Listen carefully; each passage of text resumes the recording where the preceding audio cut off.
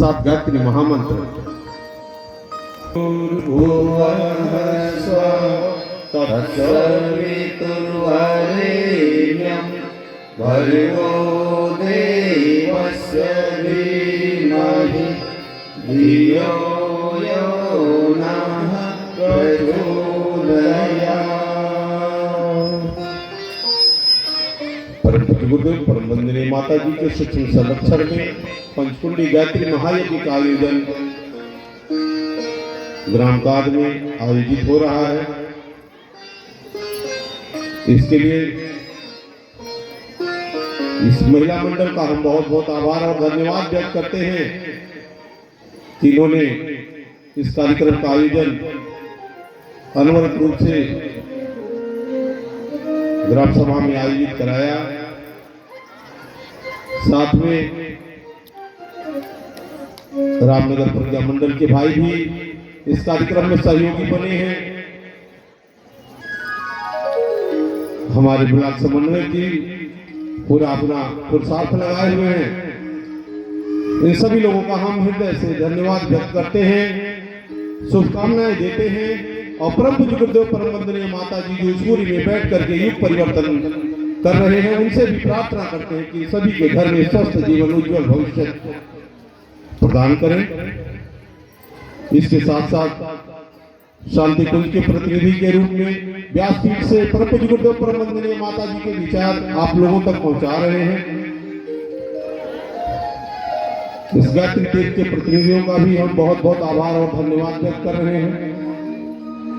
हमारे परम प्रिय निराला भैया जिनको मैं पटकार का उपाधि दिया हुआ हूँ, इनका भी मैं हृदय से धन्यवाद और आभार व्यक्त कर रहा हूँ कि अपने गीत संगीत से आप लोगों को बड़ा ही स्वस्थ और मस्त बना रहे होंगे।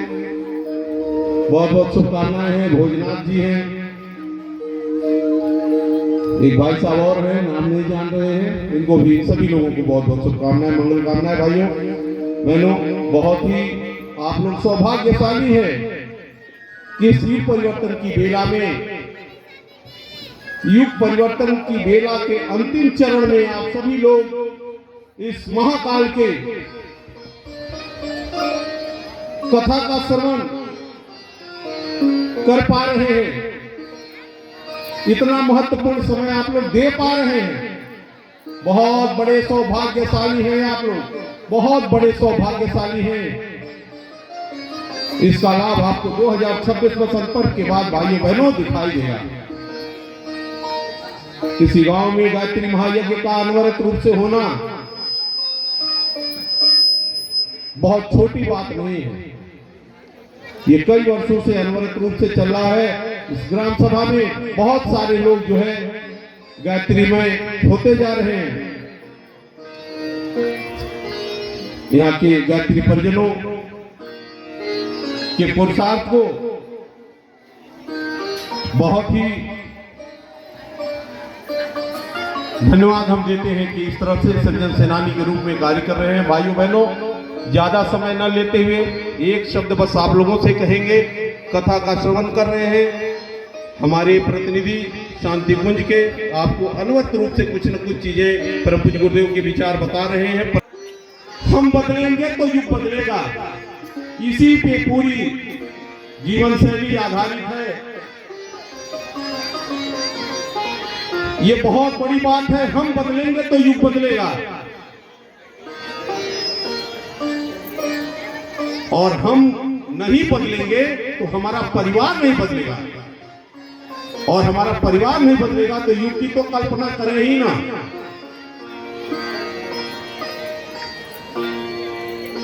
ये होगा कैसे?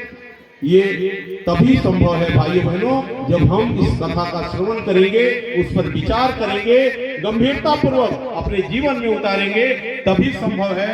अन्यथा कथा हुआ, कथा सुने, पंडित जी चले गए, अगले वर्ष ऐसे ही निराला बाबा आएंगे, फिर कहानी सुनाएंगे, फिर गीत सुनाएंगे। इसका लाभ कभी नहीं आप ले सकते हैं। इसको लाभ लेने के लिए इनके द्वारा कही जा रही बात को अपने जीवन में आपको उतारना है,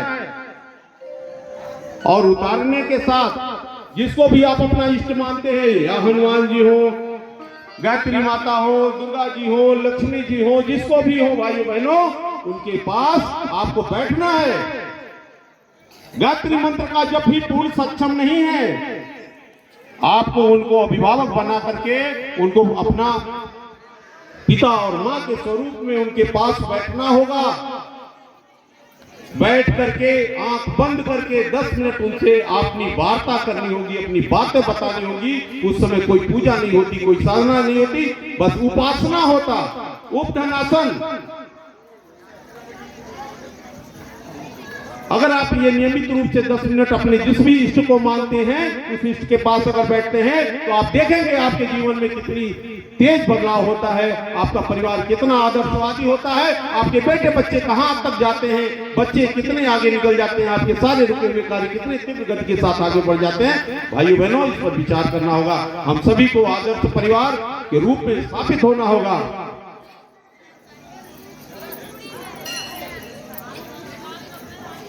इसके साथ हम अपनी बात समाप्त कर रहे हैं। हम अपने परिवार को अगर परिवार निर्माण पे कार्य नहीं कर पाएंगे, परिवार को संभाल नहीं पाएंगे, भाई बहनों हम कुछ नहीं कर सकते। ऐसे कथा सुनते रहेंगे, जीवन भर सुनते रहेंगे भाई बहनों, मैं कुछ नहीं कर सकते, कुछ नहीं कर सकते। आए दिन हीन वृत्तियों से आप लोग फंसे रहेंगे, हीन वृत्तियों में फंसे रहेंगे, कभी विकसित नहीं हो सकते हैं। आज इस बात को आप लोग ध्यान से सुन लीजिएगा। 2026 वसंत पर पूरा युग परिवर्तन होगा। सनातन धर्म का परचम विश्व स्तर पर खुली आंखों से लहराता हुआ देखा जा सकेगा। महाकाल का संकल्प है, किसी सामान्य व्यक्ति का संकल्प नहीं है। भाइयों बहनों, आपके संकल्प, आपके विचार, आपकी सोच बदल सकती है, लेकिन महाकाल का संकल्प कभी नहीं बदल सकता, जो सूर्य में बैठ करके पूरा विश्व स्तरीय परिवर्तन कर रहा है और करके दिखाएगा। हमको अपनी पात्रता बढ़ानी है, उससे पाना है।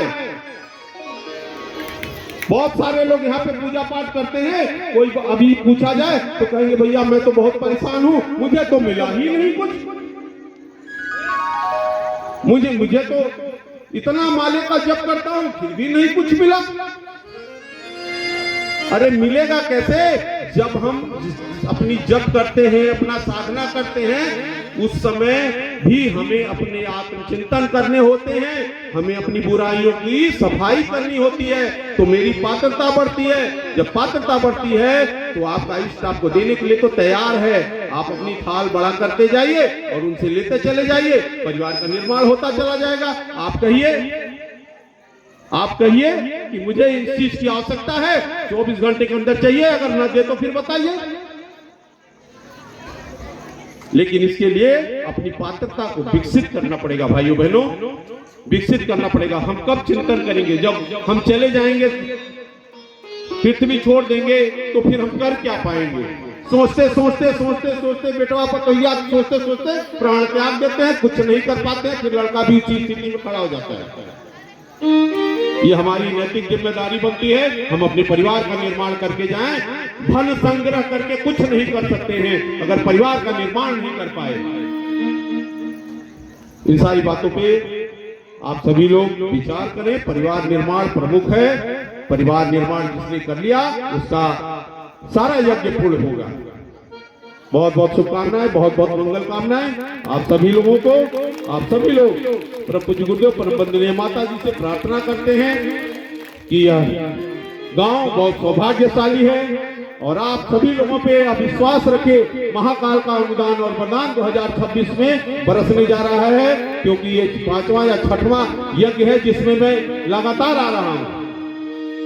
ये 2026 वसंत पर्व के बाद आप लोगों को दिखाई देगा कि महाकाल का अनुदान वरदान किस तरह से बरसता है, हमारे परिवार में किस तरह से परिवर्तन आता है। भाइयों बहनों, बहुत प्रमुख दिन है। बहुत बहुत शुभकामनाएं, बहुत बहुत मंगल कामनाएं।